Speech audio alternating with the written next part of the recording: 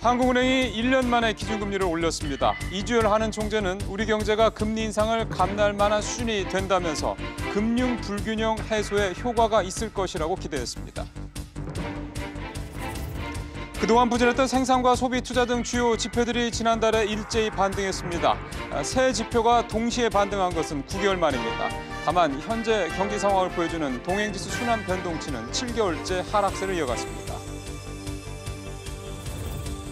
한국은행이 기준금리를 인상하면서 당장 1,500조를 넘어선 가계부채 문제, 또 최근 3주 연속 하락세를 이어가고 있는 집값에 어떤 영향을 미칠지 주목되고 있습니다. 두 분의 전문가들과 함께 다각도로 분석해보겠습니다.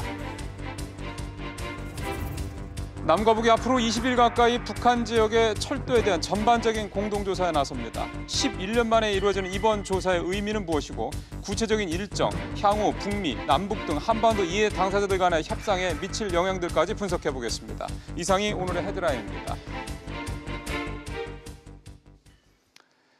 한국은행이 금융통화위원회를 열어서 1년 만에 기준금리를 올렸습니다. 미국과의 금리 격차가 벌어진 데 대한 부담, 그리고 금융 불균에 대한 우려, 이런 부분들이 배경이 됐다는 분석입니다. 취재기자 연결해 보겠습니다. 윤선영 기자. 네, 보도국입니다. 예, 기준금리를 오늘 올렸죠? 그렇습니다. 한국은행은 올해 마지막 금융통화위원회를 열고 1년 동안 1.5%로 유지해온 기준금리를 1.75%로 올렸습니다. 이주열 총재는 우리 경제가 잠재 성장률 수준에서 크게 벗어나지 않는 성장세를 보이고 물가 상승률도 목표 수준에서 움직일 것으로 예상된다며 금리를 올린 배경을 설명했습니다. 특히 금리를 계속 유지하면 금융 불균형이 커질 수 있다고 언급했는데요. 이는 우리와 미국과의 금리 차가 벌어지면서 국내에 있는 외국인 투자자들의 자금이 빠져나가고 있는 점을 우려한 것으로 풀이됩니다. 사실 이번 달은 금리를 올릴 가능성이 사실 굉장히 높았고요. 문제는 이제 앞으로일 텐데 혹시 뭔가 시사하는 발언이 있었습니까? 네, 이 총재는 이번에 금리를 소폭 올리긴 했지만 여전히 완화적인 수준이고 중립금리 수준에 아직 미치지 않았다고 말했습니다. 이를 두고 내년에 금리를 또 올릴 가능성을 열어뒀다는 해석이 나옵니다. 하지만 이번에 금통위원 7명 가운데 2명이 금리 동결 의견을 제시한 점을 감안하면 이번 인상은 단발성이고 또 올리긴 쉽지 않다는 분석도 나오고 있습니다. 내년 경제 상황에 대해선 여러 불확실성들이 있긴 하지만 교역 시장이 크게 위축되지 않고 적극적인 재정 정책으로 경기 활성화를 도모하는 점 등을 고려하면 2%대 중후반 성장세를 지속할 것으로 내다봤습니다. 지금까지 보도국에서 전해드렸습니다. 예, 이런 상황에서 계속 나빠져만 가던 주요 경제 지표들이 공교롭게도 모두 반등을 했습니다. 산업 생산, 소비, 투자가 바로 그 주인공들입니다. 그런데 현재와 앞으로의 경기 상황을 미리 짚어보는 이 종합지표인 경기 순환지수, 경기 동행지수 순환 변동치는 7개월째 감소세를 이어갔습니다. 이 소식도 좀 취재기자님으로 자세히 알아보겠습니다. 김성현 기자. 네, 김성현입니다. 예, 이게 생산, 소비, 투자가 다 좋아진 게 이게 얼마 만이죠? 네, 새 지표가 동시에 늘어난 건 9개월 만인데요. 통계청 자료에 따르면 지난달 전산업 생산 지수는 107로 전달보다 0.4% 상승했습니다. 전산업 생산은 서비스업과 관공업이 동반 상승한 것이 영향이 큰 것으로 분석됩니다. 특히 제조업에서 조선업과 전방 부품 산업이 활력을 보이면서 금속 가공과 기타 운송 장비가 크게 증가했습니다. 소비를 보여주는 소매 판매액 지수는 전달보다 0.2% 올랐는데요. 지난 6월 이후 가장 큰 증가폭으로 승용차를 포함한 내구재와 준내구재 판매가 늘었습니다. 설비 투자는 1.9% 오르며 지난 9월에 이어 2달 연속 상승했는데요. 분야별로 살펴보면 특수산업용 기계 등 기계류 투자는 감소했고 자동차 등 운송장비 투자가 늘었습니다. 근데 지금 현재 우리 경기를 바라보는 시각은 여전히 어둡다면서요? 네, 그렇습니다. 현재 경기 상황을 보여주는 지표인 동행지수 순환 변동치는 지난 9월보다 0.2포인트 하락한 98.4를 기록했는데요. 이는 금융위기 당시인 지난 2009년 5월 이후 9년여 만에 가장 낮은 수준으로 지난 4월부터 7개월 연속 하락하는 모습입니다. 앞으로의 경기를 예측하는 지표인 선행지수 순환 변동치도 전달보다 0.4포인트 떨어져 5개월 연속 하락했습니다. 이는 지난 2009년 4월 이후 최저치입니다. 통계청은 대부분의 지표가 좋은 모습이지만 개선 강도와 속도가 경기의 전환을 가져올 정도로 강하지 않았다고 설명했습니다. 지금까지 SBS CNBC 김상현입니다. 오늘 우리나라의 대표적인 두 대기업이 주주 환원 정책을 동시에 발표해서 주목되고 있습니다. 먼저 삼성전자가 5조 원에 가까운 자사주를 소각하기로 했다는 소식이 있고요. 현대차도 자사주 매입을 각각 결정을 했습니다. 얘기를 좀 들어봐야 되겠습니다. 안재 기자 연결해서 얘기 들어보겠습니다. 안 기자, 삼성전자가 5조 원어치 자사주를 소각하기로 했다고요? 네, 삼성전자가 남아있던 보유 자사주 전량을 소각하기로 했습니다. 소각 예정 금액은 4조 8,752억 원 수준입니다. 이번 자사주 소각은 지난해 발표한 주주 친화 정책의 일환입니다. 앞서 삼성생명과 삼성화재는 보유 중이었던 1조 4천억 원 상당의 삼성전자 주식을 매각한 바 있습니다. 때문에 이번 자사주 소각 완료 이후 삼성생명과 삼성화재가 가진 삼성전자 지분율은 9.9997%로 내려갑니다. 금산법의 10% 규정을 간신히 지켜냈습니다. 현행 금산법은 대기업 계열 금융회사가 비금융회사의 지분을 10% 이상 가질 수 없도록 규정하고 있습니다. 현대자동차는 자사주를 또 매입한다고요? 맞습니다. 현대자동차 역시 4개월 만에 다시 자사주 매입에 나섰습니다. 이번에 매입하는 자사주는 277만 주, 2,500억 원 규모로 해당 주식 발행 총수의 1%에 해당합니다. 현대차가 자사주를 다시 매입하는 건 지난 4월에서 7월, 자사주 소각을 위해 발행 주식의 1%를 매입한 후 4개월 만입니다. 현대차는 이번 자사주 취득은 주주 환원 강화와 또 주가 안정을 위한 것이라고 밝혔습니다. 전문가들은 이번 자사주 매입으로 현대차가 해외 투기 자본 엘리엇 등 외부 세력에 대한 견제와 선제 효과도 기대할 수 있을 것으로 보고 있습니다. 지금까지 SBS CNBC 안지혜입니다. 외국인들의 국내 토지 보유 증가율이 갈수록 떨어지고 있습니다. 무엇보다 중국인들이 옛날만큼 많이 안 사는 게 가장 큰 이유라고 합니다. 조슬기 기자입니다. 중국인들이 올 상반기 국내에 보유하고 있는 토지 규모는 1,848만 제곱미터로 작년 같은 기간보다 49만 제곱미터, 2.8% 증가하는 데 그쳤습니다. 중국인의 토지 보유는 제주도를 중심으로 지난 2014년까지 가파르게 증가했지만 이듬해인 2015년부터 증가폭이 급격하게 축소되기 시작했습니다. 특히 지난해 사드 여파와 부동산 투자 이민제 축소 영향으로 우리나라 땅에 대한 관심이 크게 떨어졌습니다. 투자 이민제를 제주도 전역에서 전체를 했다가 그거를 관광 단지로 한정해가지고 투수를 시켰거든요.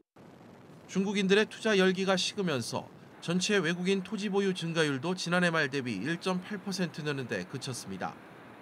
지난 2015년 9.6%에 달했던 것과 비교하면 크게 낮아진 수치입니다.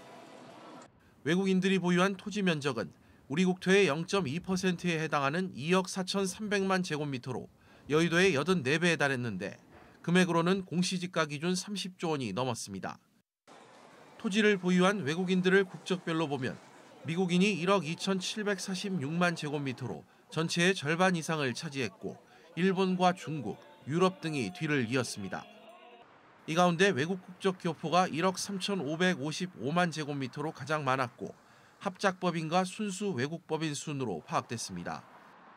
SBS CNBC 조슬기입니다. 한국거래소가 삼성바이오로직스의 상장 실질심사 폐지 문제, 상장 폐지 문제에 대한 본격적인 심의에 들어갔습니다. 한국거래소는 다음 달 31일 이내에 분야별 전문가로 구성된 위원회 심의를 거쳐서 상장 적격성을 유지할 것인지 또는 개선 기간을 부여할 것인지 최종적으로 상장 폐지 기준에 해당되는 여부 등을 결정할 예정입니다. 올해 마지막이었던 신용카드 소득공제 제도가 1년 더 연장됐습니다. 국회 기재위 조세 소위 소속 여야 의원들은 세법 개정안 심의에서 이런 내용을 담은 개정안을 통과시키기로 잠정 합의했습니다. 내일부터 한 달간 전 좌석 안전띠 착용 의무 위반과 자전거 음주운전 특별 단속이 시행됩니다. 위반하면 운전자에게는 3만 원의 과태료가 부과되는데 안전띠를 매지 않은 동승자가 13살 미만의 어린이면 과태료가 2배로 늘어납니다. 온라인으로 유통되고 있는 주방용 오물 분쇄기 10개 가운데 6개는 인증이 취소, 만료됐거나 아예 인증조차 받지 못한 제품인 것으로 드러났습니다. 한국소비자원의 조사에 따르면 현재 인터넷 쇼핑몰에서 판매 중인 230여 개 제품을 조사해 보니까 150여 개가 이런 불법 제품으로 확인됐습니다. 회사 측의 법인 분리에 반대해온 한국 GM 노조가 파업을 위한 쟁의권 확보에 실패했습니다. 중앙노동위원회는 전국 금속노동조합 한국 GM 지부가 제기한 2차 쟁의 조정 신청에 대해서도 행정 지도 결정을 내렸습니다. 국세청이 올해 종부세 고지액이 2조 1천억 원으로 지난해보다 16% 넘게 늘었다고 밝혔습니다. 주택과 토지의 공시가격이 올해 큰 폭으로 오르면서 지난해 종부세 증가폭 8%의 2배 수준으로 늘어난 겁니다. 종부세 납부 기간은 다음 달 1일부터 17일까지입니다.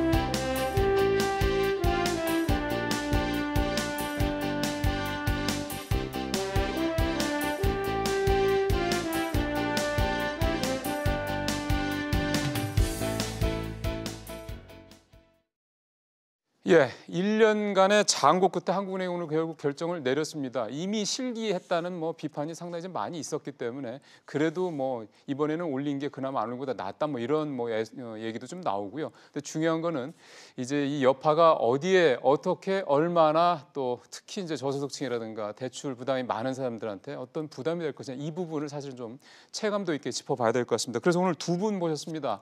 상명대 김영준 교수님하고 명지대 권대중 교수님 두 분 모시고 얘기를 오늘 좀 집중 분석해서 나눠보도록 하겠습니다. 자, 두 분 어서 오십시오. 안녕하세요. 예.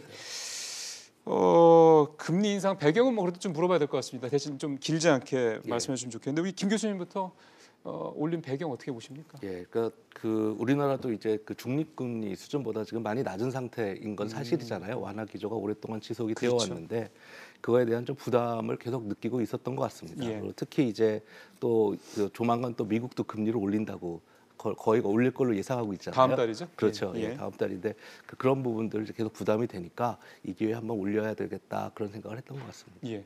전망에 대해서는 이따 다시 여쭤보도록 하겠습니다.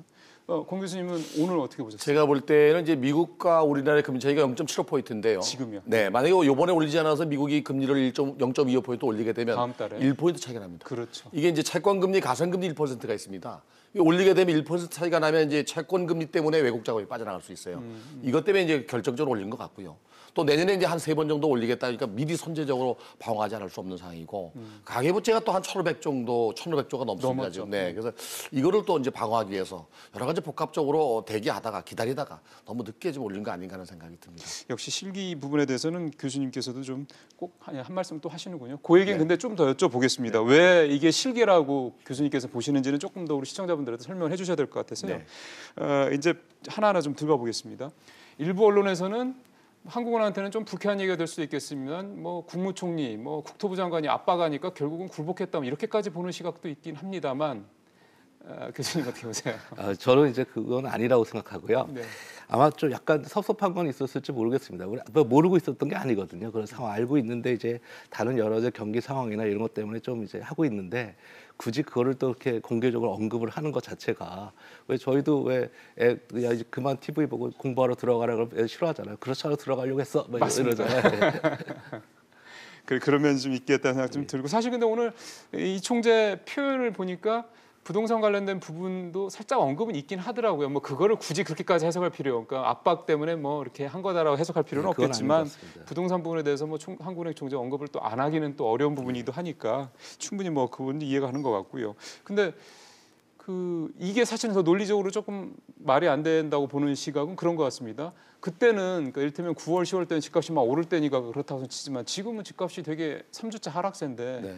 지금 부동산 때문에 금리 인상한다는 거 좀 웃기지 않냐 그것 이런 분석도 때문에 있어요. 인상한 건 아닌 것 같고요. 네. 9.13 조치 이후에 이미 그 1가구 1주택에 대해서는 대출을 전면 금지거든요. 조정 대상 구역 이상인 지역에서. 다주택자들. 네. 1주택자도. 일주택자도. 네, 1주택자도 전출을 가거나 60세 이상의 부모를 봉양하거나 그 60세 이상에 되는 부모가 무주택자일 경우에만 대출이 가능합니다. 예. 사실은 거의 전면 금지라고 봐야 돼요. 근데 이제 그 당시에 이 그 금리를 올릴 수 없었던 상황이 이제 경제가 너무 어려웠기 때문에 수출 시장도 됐고 네. 그래서 한번 못 올린 거 아닌가. 그러나 이제 금리를 올린다고 해서 부동산 시장을 잡을 수 있느냐 그러지는 않았어요. 0.25포인트 가지고 시장을 잡을 수는 없었거든요. 이미 지금 늦긴 했습니다만 이미 이번에 올렸던 0.25포인트의 가산 그 금리는 선반영돼 있는 상태입니다. 대출 금리가 시장에서는 이미 네, 그렇죠. 이미 선반영됐기 때문에 뭐 당장 부동산 시장에 영향을 미치는 거는 한계가 있다고 봐요. 그럼 말씀 나온 김에 부동산 쪽에서 봤을 때 한국은행의 기준금리 인상 실기는 어떻게 이해를 하면 됩니까? 사실은 이제 부동산 가격이 많이 올랐을 때 경제 상황을 보면서 네. 슬금슬금 올리는 준비를 했던지 그거 시그널을 줬어야 돼요. 그러니까 구두라도. 네. 근데 올린다는 얘기를 전혀 없다가 이제 뭐 이번에는 안 올릴 수 없는 상황이었거든요. 네. 알겠습니다. 사실 부동산 시장 상관하면 생각을 하면은 뭐 일각에서는 지금 금리를 굳이 부동산 때문에 올리는 거는 뭐 적절하지 않은 게 아니냐 이런 얘기도 있었기 때문에 오늘 사실 그 질문을 좀 드렸던 거고요. 거시 쪽 얘기를 좀 이제 교수님하고 좀 얘기를 해봐야 될 것 같습니다. 아시는 것처럼 오늘 산업활동, 그러니까 오늘 나온 10월 산업활동 동향은 뭐 세 가지 지표가 뭐 9개월 만에 동시에 좋아졌다. 근데 사실 뭐 그게 계속 추이가 돼야지 뭐 의미가 있는 거고 단기적으로 볼 수는 없는 것 같아서요. 근데 지금 경기 순환 변동치를 보면은 안 좋거든요. 그러면 이런 상황에서 금리 올리는 거는 경기에 더 찬물을 끼얹는 게 아니냐 옛날 일본처럼 그런 걱정들이 좀 있는 것 같습니다.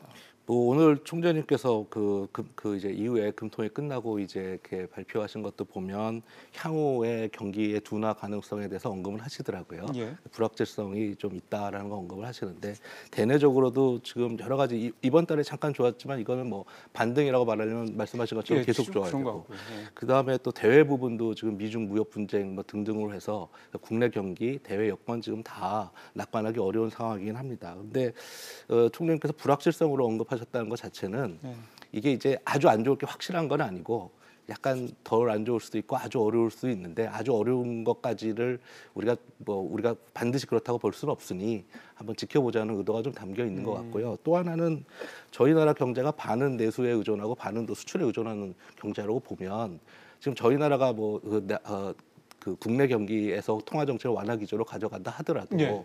지금 세계 경제는 긴축적으로 가는 거잖아요. 미국은 그렇죠. 어쨌든 계속 금리를 올리니까. 그렇죠. 금리를 올리는 거죠. 저희가 기본적으로 경제가 확 살아나려면 대외 여건이 호전돼서 수출이 잘 되고 해야 되는데 지금 저희가 국내 금리를 조금 올리는 게 국내 경기 상황에 그렇게 아주 직접적으로 큰 영향을 미치지는 않을 것이다라는 생각도 좀 깔려 있는 것 같습니다. 그렇군요. 이 질문은 공 교수님한테 같이 좀 드려야 될 것 같습니다. 사실은요. 지금 그 금리를 올리기 이전에 지금 이 9.13 조치 이후에 예. 어제 발표한 한국감정원 자료를 보면은 강남 같은 경우가 마이너스 0.16%입니다. 집가 하락이. 3주째죠 지금. 네네. 그 서초도 0.15, 강동도 0.14. 다 마이너스. 전부 마이너스도 그냥 뭐 0.0몇 프로가 아니고 0.15, 0.15, 0.16 이렇거든요. 부동산 시장은 분명히 이제 상승세가 꺾인 상태입니다. 그러니까 이번에 금리를 올렸다고 해서 부동산 시장에 꺾인 거를 더 압박하는 거 외에는 별다른 효과는 없었다고 생각이 돼요. 특히 이제 전세 시장도 지금 꺾이고 있거든요. 예. 부동산 시장 자체가 이미 충분하게 이제 꺾인 시장인데 불구하고 아마도 꺾인 상태이기 때문에 마음 놓고 올렸는지 모르겠지만은 오히려 부동산 시장이 더 악재죠. 가장 그러니까요. 악재가 바로 이제 그 다중 채무자들. 갭 투자자들. 이 갭 투자는 또 이제 전세를 안고 사는 사람도 있고 융자 안고 사는 사람도 있는데 융자 안고 사는 사람도 문제가 되죠. 그런 사람들이 혹시 무슨 규모나 이런 것들이 파악된 게 있습니까? 아직까지는 갭 투자가 어느 정도 시장에서 많은지는 없습니다. 그런 건 없죠. 네, 없습니다. 단지 이제 갭 투자 중에서도 이제 한 채 같으면 괜찮은데 두 채, 세 채 그렇죠. 갭 투자하는 사람들, 다중 채무자들이 문제가 되죠. 특히 변동금리인 경우. 그러면은 지난번에 한번 교수님 모시고도 얘기했었던 소위 말하는 깡통 전세니 뭐 이런 것들이 지금은 그 경기가 굉장히 좋지 않은 그 지방의 그 대규모 산단이 있는 도시들 뭐 거제나 창원 이쪽에서 울산. 나오잖아요. 네. 울산 네. 같은 데서. 그럼 이게 수도권이라든가 서울 안쪽으로도 올 수 있다는 말씀이세요? 지방의 부동산 시장이 그 서울 수도권 지역에 미치는 영향은 미미해요. 근데 오히려 서울 수도권 지역의 부동산 시장은 지방에 영향을 미치거든요. 그건 그렇죠. 네. 근데 이제 이번에 금리 올린 것보다는 내년에 한 3번 정도 미국이 금리를 더 올린다고 하니까 우리나라도 한 2번 정도 올릴 거라고 보면은 네. 내년이 오히려 더 부동산 시장에서는 위험성이 높아지죠. 그러면 지금 말씀하시는 그런 사람들은 내년에 가면 올해보다 더 상황이 어려울 수도 있다. 네. 그런데 지금 이제 대출을 금지해놨기 때문에 규제해놨기 때문에 매도도 안 됩니다. 이게 지금 잘.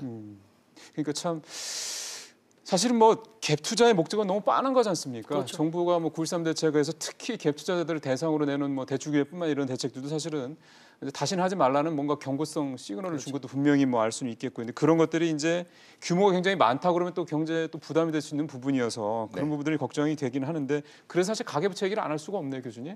0.25% 기준금리가 오른다. 그냥 쉽게 생각하면은 0.25% 오르는 게 뭐 그렇게 대출이자 부담이 갑자기 확 커지나 이렇게 생각할 수 있는데, 이렇게만 보면은 안 되는 거죠.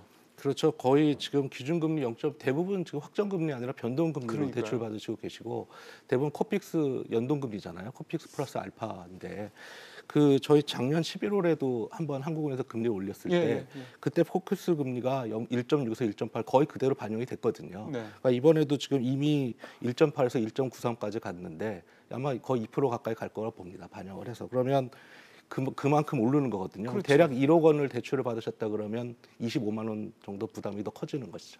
근데 그렇게만 생각하면 사실 1억 원에 25만 원이면 1년에 25만 원이니까 뭐 그렇게 큰 부담이냐 생각할 수 있는데, 이 가계부채가 지금 1,500조를 넘어섰는데 그렇죠. 우리가 가계부채가 1,500조 넘어서는 거에 대해서 걱정을 자꾸 많이 하는 거는 금리가 계속 올라갔을 때 이 가계부채 중에서 뭔가 부실이 터져가지고 그게 이제 국내 경제 전반에 뭔가 악영향을 주지 않겠냐. 뭐 옛날에 IMF나 금융위기 때 이제 걱정인 거죠. 그렇습니다. 혹시 이 1,500조 정도 되는 부채의 어떤 그 질적인 측면에서의 어떤 그 문제는 어떻게 교수님 판단하고 계세요? 그러니까 보통 이제 은행에서 먼저 대출을 받고 은행에서 더 이상 대출을 받기가 어려우면 이제 제2금융권이나 이렇게 내려가게 그렇죠. 되잖아요. 그렇게 되면 이제 사실은 금리가 더 훨씬 더 높아집니다. 높아지는데 지금 뭐 지금 그 한국은행에서 금리를 조금씩 올리는 게 제2금융권에 이게 아주 직접적으로 이제 영향을 미치지 않더라도 굉장히 그 영향을 미치거든요. 나중에는 그렇습니다. 예. 그래서 아까 말씀하신 것처럼 1,500억 정 규모 중에는 진짜 좀 부실한 그런 대출들도 있을 텐데, 그거는 한번 잘 어느 정도 되는지 얼마나 부실해지는지는 계속 모니터링을 잘할 필요가 있죠. 금융당국은 이제 취약 차주들에 대해서는 나름대로 파악을 하고 있고 그 사람들에 대한 대책은 갖고 있다. 계속 사실 이렇게 얘기는 하고 있습니다만은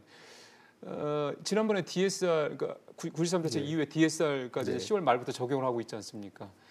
그러면 사실 이렇게 DSR에 적용이 돼서 아예, 그러니까 부동산 측면에서 봤을 때는 되게 악재가 될 수 있는데 가계부채 측면에서 봤을 때는 어느 정도 선제적으로 조금 뭐랄까 위기 대응이 리스크 대응이 들어간 거다, 이렇게 볼 수도 있지 않을까 싶네요. 예, 그렇습니다. 그리고 특히 뭐 주택담보대출을 받으신 분 중에 그걸 주택 구입용으로 하신 분도 있지만, 그 자영업을 하시는 분들이 가지고 있는 주택을 담보로 해서 그걸 그렇죠. 가지고 자영업 운영하시는 분들이 많거든요. 그렇죠. 그 부분들이 사실 리스크가 더 크거든요. 예. 주택 가격 하락하는 폭보다. 그런 부분들이 어느 정도 되는지 좀 잘 파악할 필요가 있다고 보여집니다. 맞습니다. 지금 말씀하신 그 자영업자 대출, 이거를 굉장히 좀 걱정을 많이 하는데 뭐 300조 얘기까지 나오고 있으니까 자영업자들 관련 대출이, 그럼 이거에 대해서 좀 금융당국이 갖고 있는 어떤 그런 컨틴전시 플랜 이런 것들이 적절하게 좀 돼 있다고 보세요? 일단 가장 중요한 게 현황을 파악하는 것이 중요한데요. 사실은 이 용도를 정확히 파악하기가 일선에서 좀 어려운 부분은 있습니다. 그러니까 뭐 대충 금융기관에서 대출을 할 때 어떤 용도로 하는지 이런 걸 하는데, 그래서 하긴 기타 대출이라고 많이 그렇죠. 묶이더군요. 예, 그래서 그런 부분들을 다각적으로 좀 확인을 하려고 하는 거고요. 가장 좋으려면 경기가 살아나는 것이 가장 좋겠죠. 그게 근본적으로 그렇습니다. 자, 이제 부동산 쪽에 전망 쪽으로 좀 갔으면 좋겠습니다. 앞서 뭐 잠깐 이제 권 교수님이 언급을 하셨긴 한데, 아까 말씀하셨던 거는 상당히 좀 금리가 계속 오르면은 어려워질 거다라는 말씀을 한번 해주셨고, 집값 얘기로 한번 가보면요. 그 요즘 계속해서 서울, 특히 서울 집값을 중심으로 많은 전문가들이 한 말씀씩 하던데, 서울 집값은 그래도 내년에 오를 걸 이러는 분들이 많으시대요. 네. 교수님 이제 생각은 고가주택 9억 원 넘는 고가주택은 낙폭이 좀 적을 거고, 오히려 중산층 주택이 많이 떨어질 확률이 높아요. 그건 왜 그렇죠? 9억이 넘으면 대출이 안 됩니다. 전면 무주택자도. 지금 무주택자 같은 경우는 대출 되거든요. 근데 9억이 넘으면 안 됩니다. 그것도. 네. 그래서 신규 분양 시장은 지금 이제 뜨거울 겁니다. 상당 기간. 재고주택 시장에서 물량도 적지만은 대출도 안 되거든요. 근데 이제 무주택자가 신규 분양 시장에서 유리한 고지를 점할 수가 있습니다. 9.13 조치 이후에 정부가 후속 대책으로 내놓은 걸 보면 청약 시장에서 전체 물량의 75%를 무주택자에게 우선 분양하게 돼 있고요. 그렇죠. 예. 나머지 25%는 그 무주택자와 1주택자가 경쟁하게 돼 있는데 1주택자도 역시 마찬가지로 입주 가능한 날로부터 6개월 이내에 살고 있던 집을 매도하지 않으면 500만 원의 벌금을 물고 있습니다. 그래서 내년 같은 경우는 아마 신규 분양 시장은 뜨겁지만 재고주택 시장은 아마 어려워지지 않겠나. 완전 야극하네요. 네. 그리고 재고주택 시장도 고가주택과 중저가주택도 양분화될 거라고 보여집니다. 그리고 고가주택은 별로 영향이 없겠다. 돈 있는 사람들은 뭐 그들만의 리그라고 제가 말씀드렸듯이 강남 지역에서 재건축 시장으로 분양됐던 아파트가 최하 10억이 넘잖아요. 무주택자는 들어갈 수가 없거든요. 대출이 안 됩니다. 그런 경우가 있고 아마 이번에 금리 인상으로 가장 타격이 큰 거는 주택 시장에서는 건설 시장이 아니겠나 하는 생각이 듭니다. 중도금 대출부터 건설 시장이 아마 어려워질 것 같고요. 그러면 건설업체들도 수익성이 더 떨어지니 악화될 수 있지요. 어려워질 수 있다. 그런 말씀이 되는 거예요. 분양 시장도 어려운데다가 금리까지 올라가 버리니까 이제 그런 문제가 있고요. 지금 우리 교수님 말씀하신 대로 가계부채가 지금 1,500조가 넘었는데 그 중에 약 한 50%, 한 850조가 주택담보대출입니다. 그 중에서도 이제 DSR 적용하기 이전에 받은 거니까 그게 이제 문제가 되는 거고 DSR 적용했던 10월 말 이후에는 이미 규제하고 있기 때문에 그 기준은 없습니다. 이전에 받았던 850조 중에서 고정금리 대출로 장기 대출로 전환한 건 괜찮고요. 변동금리로 있는 것들은 앞으로 문제가 될 소지가 있지요. 그래서 사실 금융당국에서 또 우리가 변동금리 대출이 전체 대출의 한 70% 가까이 된다고 그러더군요. 그러다 보니까 그만큼 금리 인상에 더 노출된 게 많은 거다니까 그만큼 더 어려울 수도 있다, 걱정이 된다 이런 얘기 좀 하는 것 같은데 그럼 이런 변동금리인 사람들은 고정금리로 바꿔 탈 수 있는 겁니까? 바꿔 타게 되면 지금 금리보다 높습니다. 그런 건 또 좀 있군요. 초기에는 높습니다. 알겠습니다. 이건 좀 우리 대출자분들께서 은행에 찾아가서 조금 상담을 하시면서 본인한테 조금 더 유리한 상황을 가지고 좀 감안을 하시는 게 좀 도움이 될 것 같고요. 마지막으로 가계부채 관련돼서 교수님. 가계대출자들 지금은 주택담보대출 얘기를 했습니다. 뭐 담보대출만 있는 건 아니니까 대출자분들이 이런 분들은 이렇게 금리 인상한 게 어떤 식으로 조금 대응을 하면 그나마 조금 피해나 이런 부담을 줄일까요? 일단 금리 인상이 이제 당분간 좀 계속 될 것 같습니다. 그렇죠. 얼마나 빠른 속도로 올리느냐의 문제지 금리가 좀 이제 상승하는 그런 분위기를 타고 있을 거라고 보면 일단 대출을 받으시려는 분들은 좀 보수적으로 생각하실 필요가 있을 것 같습니다. 그러니까 지금 사실은 웬만하면 대출을 추가로 뭐 받으시는 부분에 대해서는 조금 신중하게 생각하시고 그렇습니다. 사실은 뭐 요즘에는 금리가 뭐 싼 데를 찾기가 이제 어려운 세상이 됐기 때문에 그런 부분들 좀 감사하시. 어려울 때는 최대한 좀 보수적으로 하시는 게. 사실 이제 장기적으로 볼 때는 무주택자만 대출이 가능하거든요. 주택담보대출은 그런 경우는 이제 고정금리 장기 대출로 받는 게 유리하죠. 알겠습니다. 오늘 좀 도움이 되셨으면 합니다. 너무 어렵다 해서 불투명하게만 생각하지 마시고 조금 더 적극적으로 이렇게 대응하시는 게 아마 좀 낫지 않을까. 오늘 그래서 두 분한테 마지막 질문을 드렸던 게 이제 조언이었는데 두 분 말씀 잘 참고하시길 바라겠습니다. 오늘 말씀 잘 들었습니다. 고맙습니다. 고맙습니다.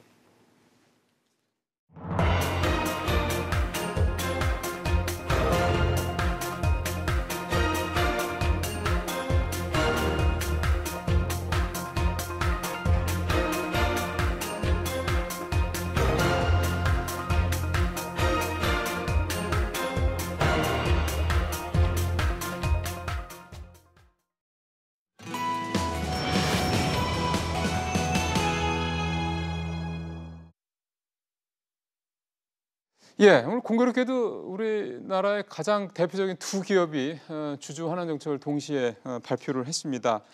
발표한 이유도 있을 거고요. 오늘 그런 얘기들 그리고 이게 어떤 의미가 있는지 또 주주 환원 정책이라면 사실 말도 좀 쉽지는 않습니다. 이런 부분들 좀 골고루 전문가와 얘기를 나눠서 여러분들 이해하시는 데 도움이 되도록 좀 풀어보겠습니다. 도움 말씀 위해서 한국기업지배구조원의 윤진수 본부장 전화로 연결이 되어 있습니다. 본부장님 안녕하세요.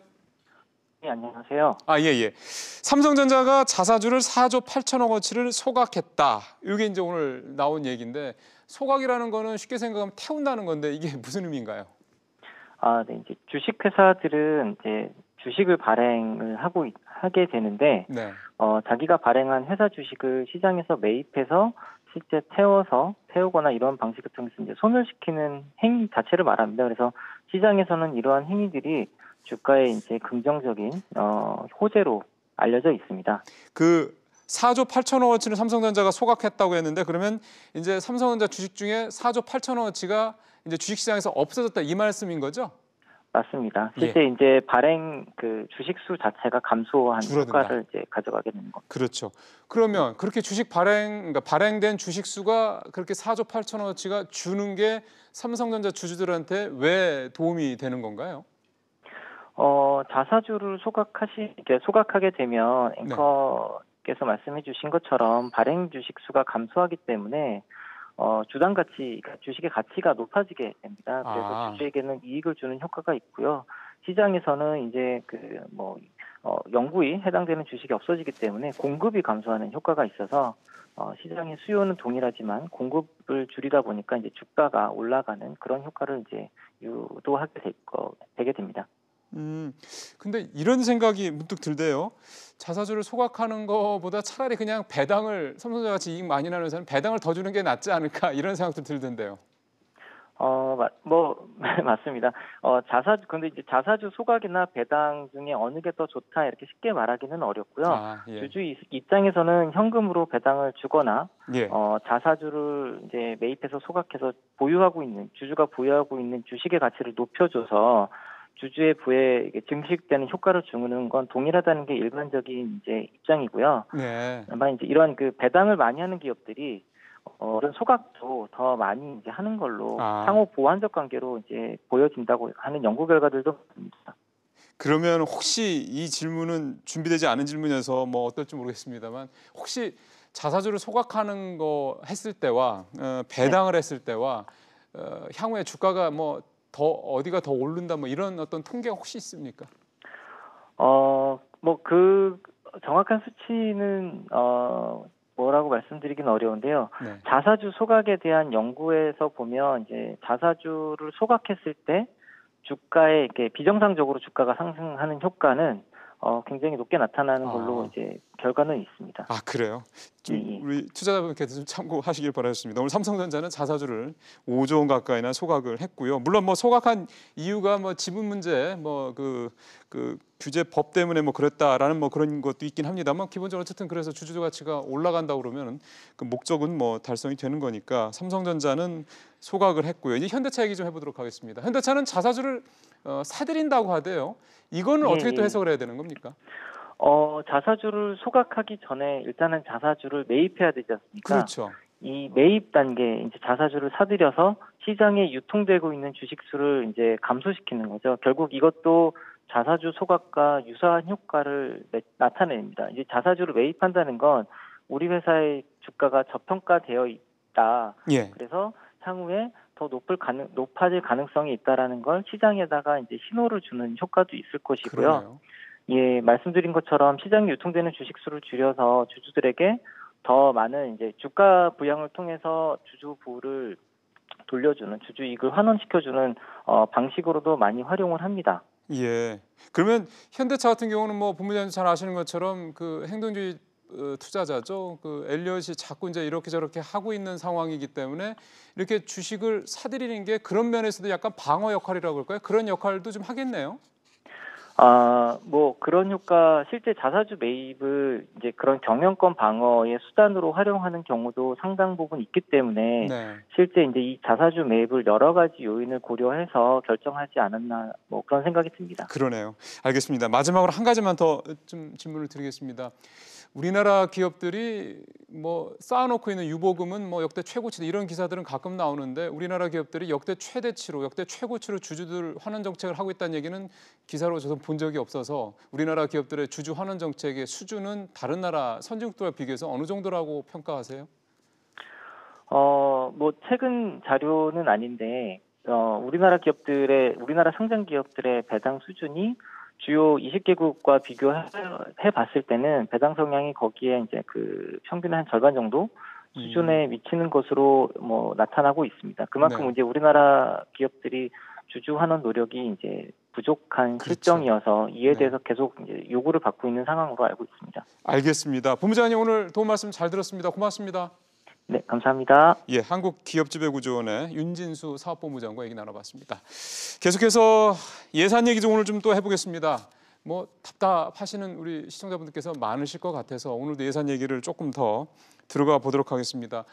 일단 오늘까지 나온 얘기들을 뭐 간단히 정리해서 말씀을 드리면 일단 12월 2일 날 뭐 예산 심사 마지막 날까지 통과되기는 힘들 것 같다. 이게 좀 중론이고요. 그럼 뭐 때문에 이렇게 안 되느냐라는 그럼 그 쟁점들이 어떤 것들인지 오늘 그 부분을 조금 더 살펴보도록 하겠습니다. 한성대 행정학과 이창원 교수님 전화로 연결이 되어 있습니다. 교수님 안녕하세요. 네, 안녕하십니까. 네. 뭐 예산안 심사가 맨날 초치기 한다 이런 얘기를 하긴 하는데 내년도 예산안 지금 어느 정도까지 심의가 완료됐나요?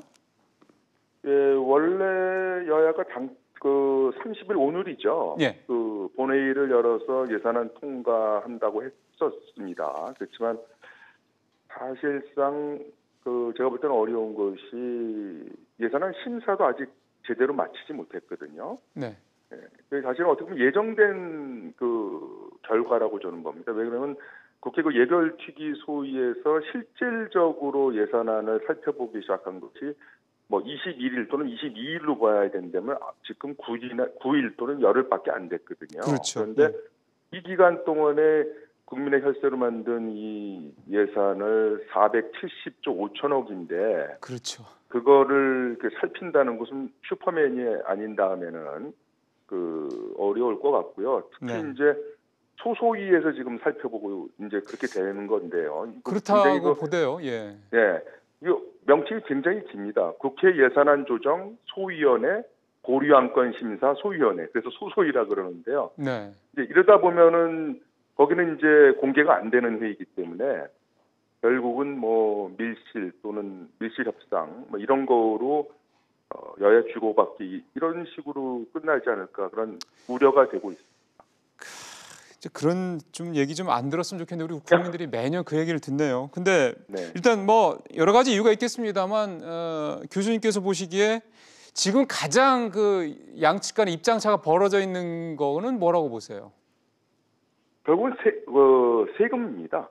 그러니까 간단히 얘기하면 뭐 다른 얘기를 하는지는 모르겠지만은 정부 여당 입장에서는 대개 보면 이제 세율을 강화하는 것, 종부세율을 강화하자, 뭐 지방 재정 분권에 관계되는 거를 또 강화하자. 한국당은 자유한국당 같은 경우는 뭐 법인세를 인하해야 뭐 경제가 산다.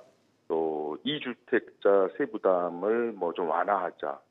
이 중에서도 아마 지금 사회자께서 말씀하시는 거는 이런 말씀인 것 같은데 종부세법 개정안이 저는 최대 이슈라고 생각합니다. 그렇게 보시는구나. 예, 예. 정부 여당은 아무래도 종부세를 강화해서 이제 뭘 해야 된다 이렇게 주장하고 있는 것 같고요. 그러니까요. 예. 바른미래당이나 한국당은 주택가격이 이미 급등했으니까 종부세를 완화해야 된다. 상반된 주장을 하고 있기 때문에 그렇죠.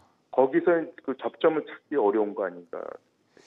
사실은 그 사립학교 그 회계 문제 관련돼서 뭐 그 소위 말하는 박용진 3법 가지고도 네. 서로 완전 반대되는 얘기하는 거 보면 참 인식의 그러니까 생각의 차이가 참 크다는 걸 다시 한번 알 수 있다라는 생각도 좀 하게 세상을 되더군요. 똑같은 세상인데 바라보는 시각이 다릅니다. 그렇죠.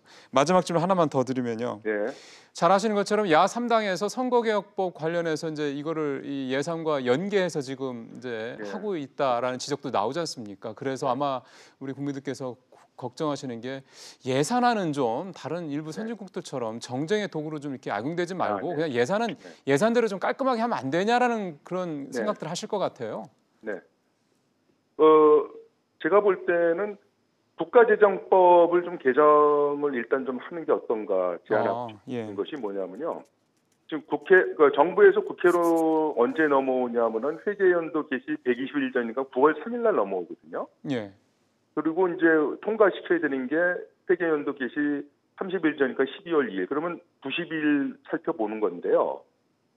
이런 오해를 하실 것 같아요. 90일이나 살펴보냐라고 하실지 모르겠으나 이 기간이 뭐냐면 국정감사 대정부 질문 요 기간하고 정확히 겹칩니다.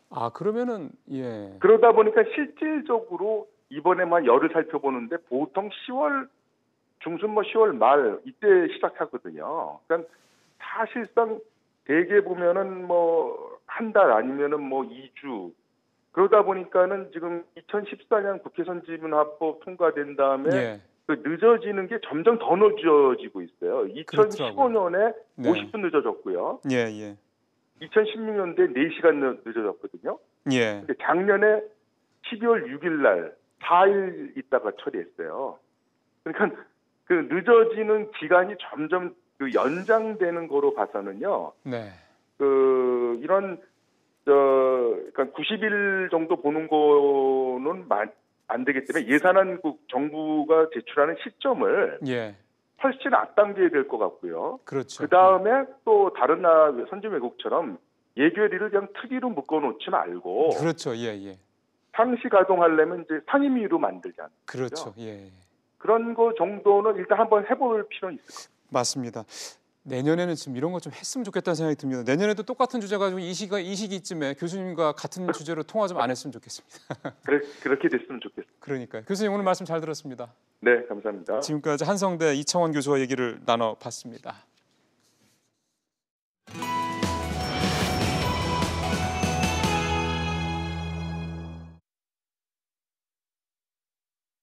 오늘부터 18일 동안 거의 20일이죠. 북한 지역에서 남북철도 공동조사가 진행이 됩니다. 10년 만입니다. 우리 열차가 이제 북한에서 달리는 게요. 물론 뭐 승객을 태우고 달리는 게 아니어서 많이 아쉽긴 합니다만 어쨌든 이거라도 어딥니까? 그래서 이건 좀 의미를 살펴봐야 될 일인 것 같고요. 이번 공동조사가 어떻게 진행되는지 조금 더 우리 시청자 여러분들께 좀 소개도 좀 해드려야 될 것 같고 또 잘 아시는 것처럼 이게 그냥 단순한 조사 차원은 분명히 아니지 않겠습니까? 이게 한반도 여러 가지 역학관계에 또 어떤 영향을 미치는지 좀 말씀을 좀 들을 필요가 있을 것 같습니다. 그래서 오늘 아주대 통일연구소 정대진 교수님을 모셨습니다. 교수님 어서 오십시오. 안녕하십니까? 예. 11년 만에 2007년 이후 공동조사 여러 가지로 의미가 좀 있죠. 예, 그렇죠. 뭐 11년 만이라고 하는 뭐 횟수가 중요한 게 아니라 어쨌든 끊어진 혈맥을 잇겠다고 하는 걸 양 정상이 합의를 했죠, 올해. 그렇죠. 근데 이제 그걸 정말 가시적으로 발걸음을 내딛는 이제 첫걸음이기 때문에 의미가 좀 있는 것 같습니다. 그러니까 그 전까지는 합의를 해놓고 잘 이행이 안 되는 경우들이 많은데 올해는 좀 유달리 좀 남북이 좀 속도를 잘 내고 있죠. 그리고 좀 어려운 가운데서도 지금 첫 삽을 떼고 출발을 하고 있는 것이라서 그런 점에서 좀 긍정적으로 평가할 수 있을 것 같습니다. 근데 사실 저희 같은 사람들이 이렇게 그냥 기사나 이런 걸로 접근해서 볼 때는 남북 간에 연내에 반드시 착공식을 한다라는 쪽에 왠지 좀 포커스가 좀 맞춰져 있던 것 같은데 그럼 착공식은 아직 열린 건 아니지 않습니까? 그렇죠. 그러면은 착공식이 안 열린 상황에서 이 공동조사라는 건 착공식을 위한 거라고 봐야 되는 건가요? 그렇죠. 지금 이제 뭐 만약 지금 세계 지도를 펴놓고 지구본을 놓고 이제 한반도를 본다고 한다면은 그 사실 한반도가 있지만 북한이라고 하는 데시 이제 끊어진 자리죠. 그렇죠. 그걸 이제 끊어진 혈맥을 잇는다라고 하는 표현이 양 정상들이 이제 판문점 정상선에서 한 건데 혈맥을 잇는다는 걸 마치 외과 수술을 한다고 생각을 했을 때 그 외과 수술을 하기 전에는 어디가 어떻게 끊어졌는지 지금 진단을 하는 과정입니다. 진단을 하고 그럼 이렇게 수술을 해서 혈맥을 잇자라고 하는 것을 개념 설계를 하고 그리고 이제 착공식도 이제 거의 동시에 들어가게 되는 것이죠. 그러면은 착공식은 사실 연내라고 문재인 대통령도 여러 차례 못 박았기 때문에 그리고 최근에 유엔 뭐 쪽에서 이 부분 착공식까지는 뭐 제재 대상에서 뭐 이렇게 예외로 인정해 줄 수 있다 뭐 이런 얘기도 흘러나오는 거 보면 연내 착공식까지는 큰 무리 없을 거다라고 교수님은 보시는데요? 예, 오늘 조명균 통일부 장관도 축사를 할 때 아주 세기를 박으시더라고요. 뭐 연내 착공식을 하겠다라고 하는 이야기를 아주 세기를 박았는데 그러니까 아마 좀 물밑 조율들은 좀 되어 있는 것 같고요. 착공식이라고 하는 게 어떤 식을 하느냐에 따라서 이제 제재 면제 대상이냐 아니냐가 달라질 수 있죠. 그렇죠. 이번에처럼 만약에 착공식에도 뭐 이제 기름을 실은 유조차가 들어가면은 그것도 제재 면제 신청을 해야 되는 건데 착공식에 단순히 그냥 사람들 모여서 이제 아나운스 이렇게 착공을 한다라고 하는 선언하는 그런 식을 한다면은 뭐 특별히 제재 면제 대상이 될 건 아닌 것 같고요. 그러면은 그냥 우리가 약간 그런 제재를 우회하는 방식으로 뭔가 착공식 자체의 의미를 두는 식으로 할 수도 있다 이런 말씀이시죠? 예, 그런데 그러면 좀 의미는 조금 줄어들게 되죠. 아무래도 상대적으로 착공식을 하면 바로 다음 날부터 이제 삽을 뜨고 공사가 들어가야 그게 이제 제대로 된 착공식인데 이제 그런 착공식을 하도록 조금 속도를 좀 내고 있습니다만 지금 시간이 좀 많지 않은 게 약간 좀 걱정되는 상황이긴 합니다. 근데 원래 이 공동조사가 8월 달에 하려고 그랬다가 유엔사에서 대북 그렇죠. 유엔 제재 위반에 대상이 돼서 안 된다고 했다가 다시 이제 하게 된 거라면서요.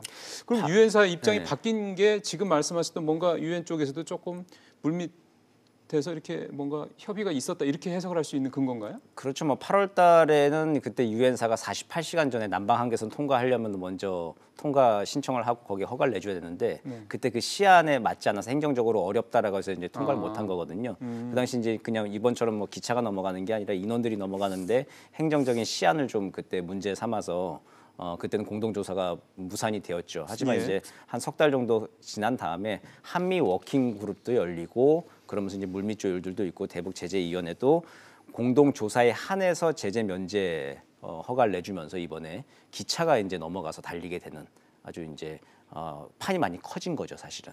근데 이제 아마 일반 시청자들 입장에서 봤을 때는 18일이나 조사를 한다며 18일 동안 뭐 해?라는 궁금증을 가지실 것 같아요. 뭐 다 자세히 설명해 주시는 시간이 좀 있으니까 간단하게 교수님이 28일 동안 어떤 조사가 어떻게 어느 지역에서 이루어지는지 설명을 좀 해주시죠. 예, 양 두 축으로 보시면 되는데 서쪽에 경의선, 동쪽에 동해선 두 개를 지금 이 열차가 다 달려보는 겁니다. 그 의미가 있는 게 2007년도에도 시험 운행은 있었습니다. 경의선, 동해선들이 각각 25km, 27km 달려본 적은 있는데 이번에는 2,600km를 달릴 예정입니다. 그 정도면 북한 전역이라고 봐도 돼요? 그렇죠. 예, 북한 경의선 전역을 다 도른 다음에 평라선이라고 이제 북한을 횡단하는 선이 있습니다. 그거를 타고 다시 동해 쪽으로 와서 동해에서부터 이제 안변에서부터 두만강까지 한번 올라가면서 솔로의 상태가 어떤지 그리고 현대화를 위해서는 무엇이 필요한지 노후된 지점이 얼마나 노후되어 있는지 등등을 이제 전문가들이 공동 조사를 하는 것이죠. 북한 입장에서 봤을 때는 자기네들 그동안 공개 안 하던 데를 다 볼 수도 있는 건데. 예, 그런 점에서 북한도 이번에 굉장히 좀 적극적으로 좀 성의를 보이고 있는 것이죠. 지난 5월달에 풍계리 핵실험장 이제 폐쇄를 할 때 그때 우리나라 언론 보도진도 가고 했었는데. 그때 철도를 이용해 달릴 때 굉장히 좀 느린 속도로 달리면서 하나 좀 이렇게 행동 통제라고 할까요? 가이드라인을 준 게 좀 창밖은 좀 보지 말아달라. 커튼을 닫고 있어라 달라. 그래요? 이제 다른 걸 제재하지는 않았는데 그것만 좀 부탁 사항이 좀 유달리 좀 눈에 좀 띄었거든요. 그러니까 그게 좀 바깥 풍경들이 많이 좀 노후된 거가 북한으로서는 약간 아직은 조금 좀 소극적인 건데 이번에는 이제 공동조사단들과 함께 18일 동안 2,600km를 달린다는 것도 보면 북한 측도 이번에 적극적인 의지를 좀 가지고 있다고 볼 수 있을 것 같습니다. 물론 그 과정을 기자들이 동행을 해서 뭐 촬영을 한다든가 사진을 찍은 건 아니긴 합니다만 그분들을 갔다 온 분들을 통해서 또 우리가 또 구전으로 들을 수는 또 있는 거니까. 그렇죠. 북한 주민들 입장에서 저 열차가 뭐지라고 하는 게 또 말이 또 이제 퍼져 나가겠죠. 조금 이제 그림을 조금 넓혀보겠습니다. 지금 이제 문 대통령이 그 G20 정상회담 때문에 지금 아르헨티나에 가 있고요. 내일 새벽에 트럼프 대통령이랑 만날 것 같다. 3시 몇 분 이렇게 시간까지 지금 조금씩 나오는 것 같더라고요. 결국 중요한 거는 이 남북 그 한미 정상회담에서 이번에도 역시 북한 관련된 내용이 핵심 의제가 되겠죠. 그렇죠. 지금 가장 급한 내용이 그거니까요. 아무래도 이제 북미 정상회담을 조속히 개최를 하는 게 어떻겠냐라는 권유 그리고 또 아마 이런 얘기도 좀 있겠죠. 김정은 위원장의 서울 답방 이야기가 굉장히 이제 계속 나오고 있는데. 그래서 이제 김정은 위원장이 지금 경색 국면에 있는데 남북 관계 북미 관계가 경색 국면에 있는데 김정은 위원장이 무슨 생각을 하는지 문재인 대통령이 이제 내가 만나서 먼저 좀 들어보겠다. 지금 꼬인 것 같은데 무슨 상황인지 먼저 들어보겠다 했을 때 트럼프 대통령이 뭐 속는 셈 치고 한 번 더 해봅시다 그렇게 한다면은 이제 김정은 위원장의 서울 답방도 조금 가셔야 될 건데 이제 그게 내일 먼저 이루어질 수 있다는 말씀이군요. 그럴 수도 있죠. 아마 지금 정부는 확고하게 지금 또 김정은 위원장의 서울 답방 연내 남북 정상회담을 다시 한번 여는 거를 추진을 하고 있는 게 기조가 여기저기서 확인이 되고 있죠. 아마 그래서 정상회담에서도 이제 그런 이야기들이 좀 오고 가지 않을까 조심스럽게 추정은 해봅니다. 지금 그러면 교수님께서 보시기에 사실 오늘 남북철도 공동조사 같은 얘기를 보면은 우리 시청자들께 보시기에는 남북 간의 관계는 괜찮은데 근데 북미 관계에 보면 요즘에 기사도 별로 안 나오고 그렇죠. 뭐 되는 게 안 되는 게 이렇게 생각하시는 분들도 많으실 것 같아요. 예, 맞습니다. 어떻게 보세요? 지금 북미 상황은? 지금 북미 관계는 지금 정체 국면인 거는 맞는 것 같습니다. 그래서 이제 북한이 지금 사실 미국 쪽에서 얘기하고 있는 고위급 회담을 하자고 하는 거에 대해서 계속 이제 묵묵부답인 상황이죠. 그렇죠? 북한은 북한 나름대로 자신들은 올해 이제 성의 있는 조치들을 했다 비핵화에 대해서. 이제 그게 이제 국제 기준에 맞지 않는 조치이기 때문에 미국으로서는 지금 받아들이지 못하고 그냥 고위급 실무 회담을 해가지고 국제사회 기준에 맞는 그 핵 비핵화 방식으로 좀 틀로 자꾸 몰고 오려고 하는 것이고 북한은 그 틀에 들어가기 싫어하는 상황이고 부담스러운 상황이고 직접 김정은 위원장이 트럼프 대통령을 만나서 공략을 하려고 하는 전략을 좀 세우고 있는 것 같고 그래서 이제 양측 다 좀 시간은 자기 편이다 생각을 하고 조금 지금 묵묵부답으로 지금 시간을 좀 흘려보내고 있는 상황인 것 같죠. 저는 그 기사가 이게 도대체 뭘 의미할까 궁금해지던 게요. 지금까지 북미 고위급 회담의 이제 카운터 파트너는 북한 측에서는 김영철 부장이고요. 이쪽에서는 이제 그 이제 국무장관인데 폼페이오인데 그때 이 김영철을 바꿔달라고 했단 말이에요. 이용으로. 이게 뭐 사실인지는 공식적인 얘기가 나온 건 아니니까. 그럼 이게 회담을 잘해보겠다는 의도인 건지 아니면 회담을 별로 이렇게 의미를 두지 않겠다라는 건지 이 의도를 어떻게 봐야 될까요? 이게 사실이라면. 아무래도 뭐 회담을 잘 하자는 쪽이죠. 그러니까 봐야 되는 근데 회담을 잘 하는 쪽인데 미국으로서는 국제 기준에 맞게 외교적인 통례에 맞게 이걸 비핵화라고 하는 건 국제 문제로 좀 풀어가자라고 하는 거고. 근데 이제 북한 측 입장에서는 자신들만의 방식의 이제 핵 폐기 방식을 얘기하는 것이죠. 그러니까 북한은 비핵화라고 쓰지만 사실은 핵군 축으로 읽겠다라고 하는 거죠. 우리들이 자의적으로 핵 폐기 방식에 나가는 것이지 어디 강도 당하듯이 벌거벗겨지듯이 그렇게 비핵화 핵 폐기를 당하지 않겠다라고 하는 입장이고. 그러더라고요. 그 양 입장이 지금 간극을 초기 조치를 무엇을 할 것인가를 가지고 좀 상당한 좀 이제 수싸움, 긴장, 갈등 관계들이 좀 아직은 좀 계속될 겁니다. 근데 긍정적인 건 어쨌든 예전에는 이게 정상회담이라고 하는 틀이 없는 상태에서 매번 깨졌거든요. 근데 이제는 지금 어쨌든 북미 정상이 만난 적이 있고 그리고 트럼프 대통령도 내년 초쯤에 북미 정상을 하겠다는 거는 공언은 일단 해놓은 상태라서 그 대화의 끈이 끊어지지만 않는다면은 앞으로 조금 더 기다려 볼 기회는 조금 더 있다 이렇게 보여집니다. 또 중간에 또 훌륭한 헬퍼가 있지 않습니까, 문재인 대통령? 네, 지금 그래서 아마 그 한미 정상회담도 그런 이야기들을 중점적으로 나누지 않을까 기대해 봅니다. 네. 알겠습니다. 교수님 말씀 잘 들었습니다.